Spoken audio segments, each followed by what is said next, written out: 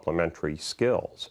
So again, I wouldn't want to create false expectations about what these rooms would do, but the point is that when an individual is able to have the neurons, the neural system firing and feeling normal about the world around them, it opens up scope to learn, to be healthy, to be happy, and these things all sort of lead to the brain's ability to start to adjust and adapt. But I would assume also, and this might be amusing to watch, that given your lengthy managerial experience with competence and incompetence, you walk into a snoozling room that you've endowed halfway around the world, you know if they're on the ball or not. Do you feel like cleaning some of them up? Or? It's a very good point, and the reality is that as we talk about pattern recognition in business, we have the same thing in social entrepreneurism, and there the key factor is simply empathy. That if there is a room where the caregivers, the enablers as we call them, are empathetic, it will be making a world of difference. The reality is if we'd all learn to be more empathetic with these individuals who have special needs, it doesn't have to occur in a room, it can happen every day. So endowing the facility is one thing, but I guess recruitment, we'd call it in business terms, is key here. Recruitment is key, as is evangelical effort. A lot of our time on behalf of the foundation is simply spent trying to convey the message that individuals with special needs are first and foremost entitled to be happy and enriched just like the rest of us. But secondly, from a somewhat selfish point of view, they have tremendous gifts to give us. They can teach us about courage. They can teach us the meaning of love. They can teach us about the importance of simple things in life. So a lot of our time is spent simply trying to convey that message. The rooms are just one vehicle to help deploy that. And I guess the phone rings, the word gets around, it's the same as the companies.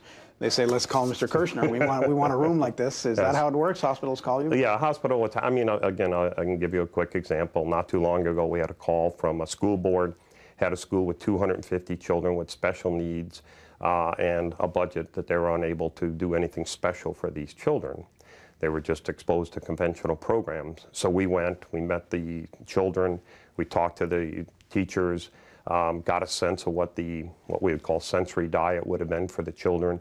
We recognized that there was at least two different situations. Some children were completely unable to get around except with assistance. Others were more mobile but still had infirmities. And so we actually there donated two different rooms, one designed for the children with much restricted limitations and the other for the other children.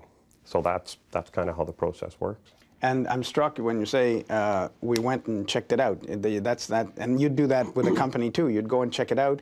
And I remember reading, I think it was a biography of Benjamin Graham, who was that legendary investor at Columbia. Warren Buffett's teacher. That's right. And in the 20s, he would do that. He would go visit companies, and all of Wall Street would just laugh at him and say, "What are you doing? Wasting your time. Look at the numbers and do your money stuff, and that's it." And nowadays, though, it has become practically a truism. You can't get anything good done in business or in social entrepreneurship unless you're hands-on and really put your nose in it.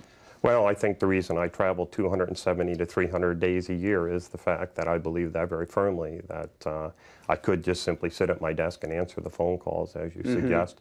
But the reality is that I need to understand what the situation is. I have to rely on my instincts. I've spent a long time trying to sharpen my skills as an entrepreneur. So whether it's in a business setting or a social setting, I like to try to deploy them from the grassroots up. And did your son, who's now the hidden angel, but as he was growing up, see all of this unfolding and in a sense realize he was giving his life so that this could be done for others? We believe that was the case. He was unable to communicate in a conventional manner, but the reality is that we believe very firmly that this is his mission, not ours. And the parents of these children, I assume you meet them too? Are they, because it's not a problem that is easily addressed, and certainly not by health systems that want pathology with cures and drugs and so on, they must be quite grateful when you...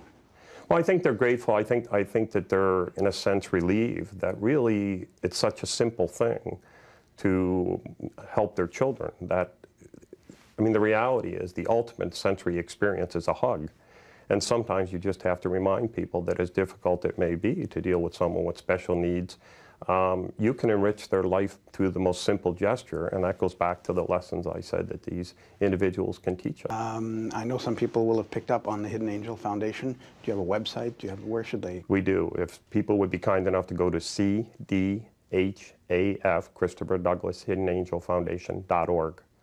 They will find out. They will find out. Okay, and I'm sure many of them will. Thank you so much. Long life to you and to the foundation. Thank you very much.